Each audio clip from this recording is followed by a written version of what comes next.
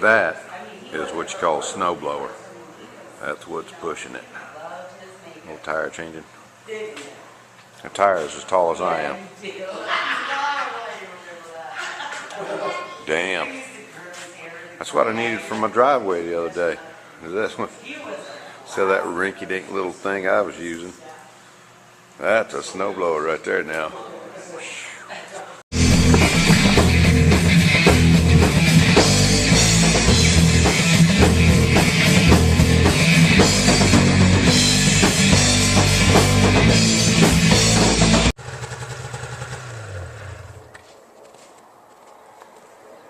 Damn. Got lots of toys out here, man. Yeah, we do. What size are those two there? The Ski-Doo and the Polaris? The Ski-Doo's I think it's only a 340. Yeah. And the Polaris is a 600, the Arctic X is 600, and that one's a 440. Cool.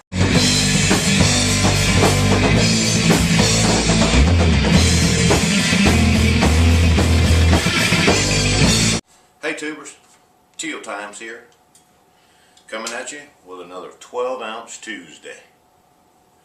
Well, today I'm going to be drinking a Paulaner Salvatore Double Bock.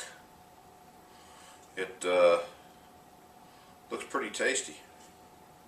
7.9% alcohol. Brewed in Munich, Germany. We'll see. We'll check it out. I don't know if you guys have ever had one, but there it is.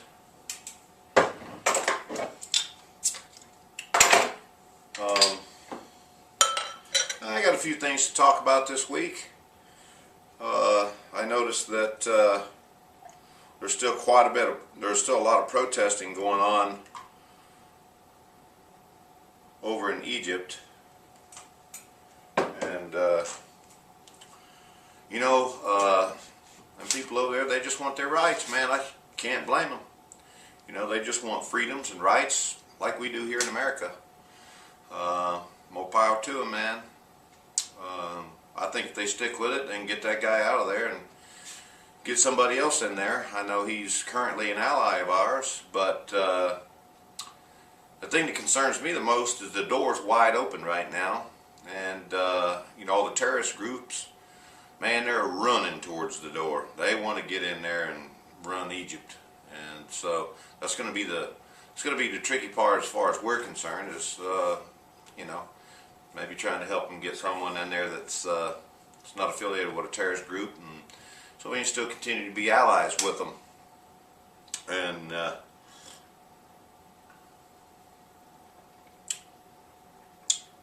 man, that's a good beer.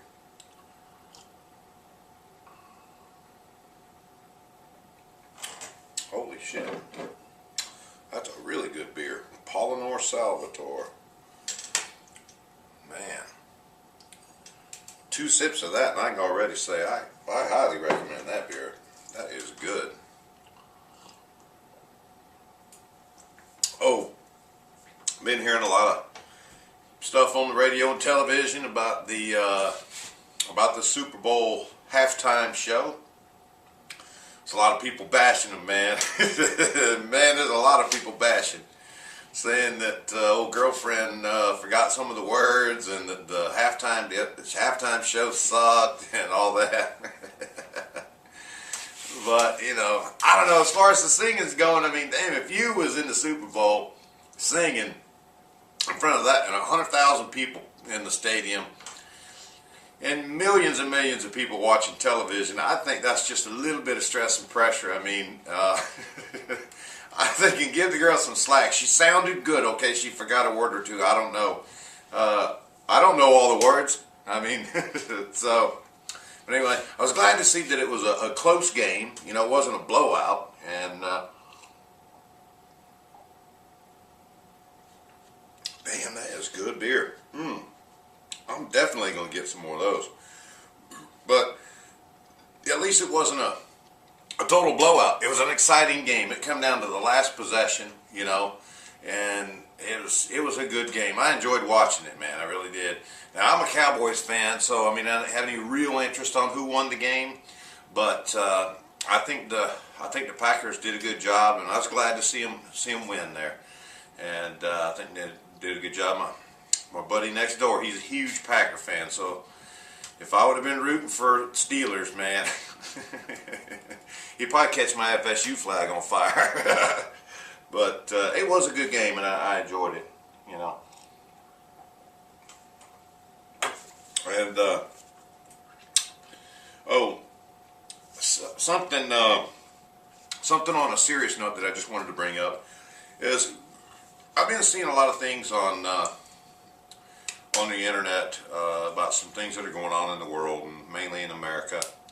And of course, you guys know how I feel about China and all the manufacturing that's going on over there. Well, you know, I seen something this morning on the internet. That's a guy's radio talk show or something. He was talking about how where there's such severe restrictions, and a lot of these power plants here in the United States have been closed down that use fossil fuels, you know, coal, and we're not able to produce the amount of energy that we used to be capable of. A lot of places have been closed down. They've been bought out by the government and closed down. And then you have other, you know, these other countries like China and a lot of the other countries that don't have these restrictions, but we do. So that's a huge part of deindustrializing the United States. It's hard to manufacture stuff when your power bills are through the roof, or you're getting all these fines because of the amount of power that you use, because it's on the grid that's using fossil fuels. So I don't know, you know, yeah, there needs to be something done about the energy situation for clean energy, but I don't know, that's kind of a, you know, that's kind of a bad deal for us Americans, you know, as business owners and people that are looking for jobs. Those jobs aren't there because the factories aren't open. But, you know, it has a lot to do with the industry. And I've been hearing a lot of things on the internet about hyper inflation is coming very, very soon. Now, how true it is, I don't know. I have no idea. People said that on year 2000 that all the computers were crashed and nothing happened.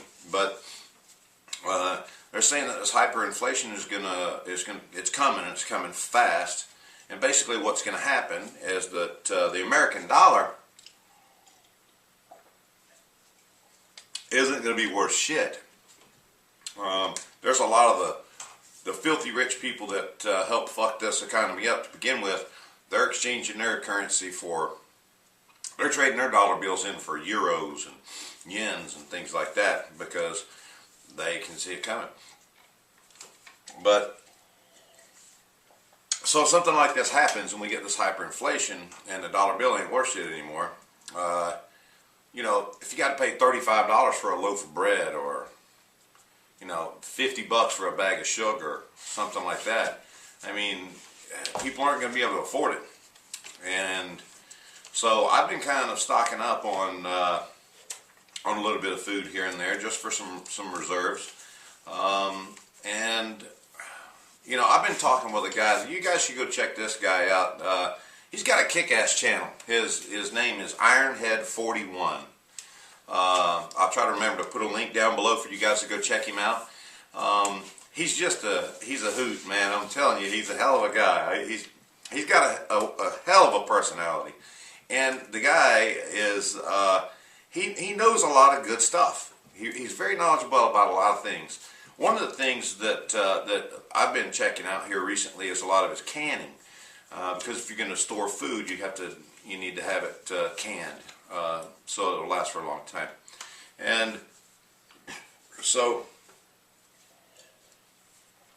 anyway, go check his channel out. I was talking to him the other day, and he was telling me that he's been storing up for, you know, emergency situations if food gets short or whatever, you know, and he's canned lots of things that you wouldn't think that you would be able to can.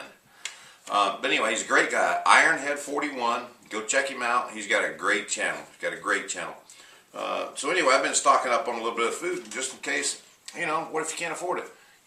What if maybe there's not a food shortage, maybe there will be a food shortage, but if there could be tons of food on the shelves, but nobody can afford to buy them, that's gonna cause some serious chaos here in the United States. Now, personally, I don't think that the American people are going to put up with something like that for very long. If something like that happens, I think the American people will finally stand up and say, "Look, you know what? We got a backbone, and something's going to have to be done about this." So that's a huge concern of mine. But I mean, what can we really do about it? Maybe get prepared, be ready for something.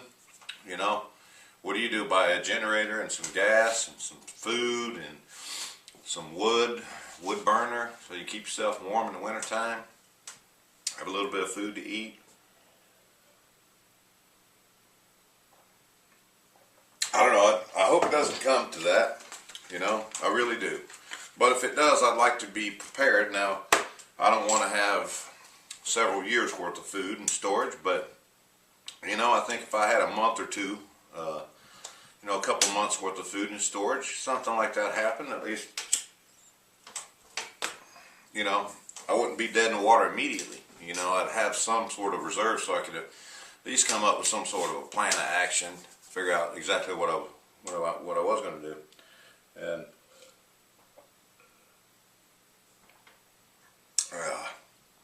but hopefully things don't come to that. And oh man, we've gotten a lot of new subscribers lately, man, and thanks. Cheers to you guys. Thanks for subscribing, and thanks for watching. And man, I really enjoy watching everybody's videos. I enjoy that just as much as making videos myself. I really do. There's a lot of cool tubers out there, and you guys, thanks for jumping on with me. I really do appreciate it.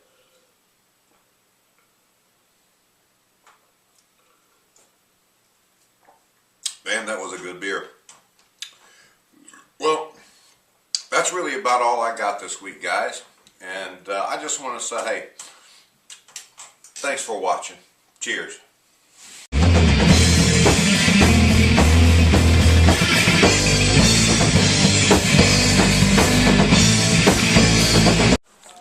Okay, tubers, doing a little furniture shopping. Just picked me up a Lazy Boy. One of them big fat daddies. For a big old boy like me. Made in America. And I'm going to show you. Everything is made in China. Everything. I can't believe it. Furniture, I'm not buying. I wouldn't be able to lay down and sleep. I wouldn't be able to sit on that thing or sleep on that thing if I knew that damn thing was made in China. But here we go. 102-inch sofa and a recliner. Love seat. So we got a love seat, a sofa, and a recliner, all made in America.